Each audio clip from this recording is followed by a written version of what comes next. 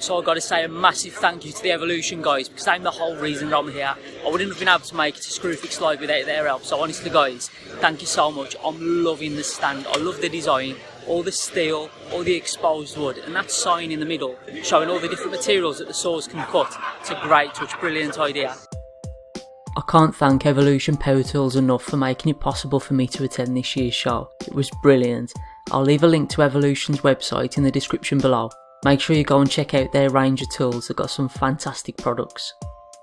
I did plan to do some showcases of the larger booths at the show, but as you can see it was really difficult to get a clear line of sight with the amount of people that was there.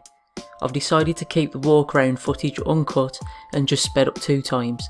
I hope this can give you a feel for the atmosphere and give you an idea of what was being showcased at this year's ScrewFix Live. I really enjoyed the weekend. It was great to be able to stop and chat to people, and as always it was brilliant to catch up with some fellow content creators too.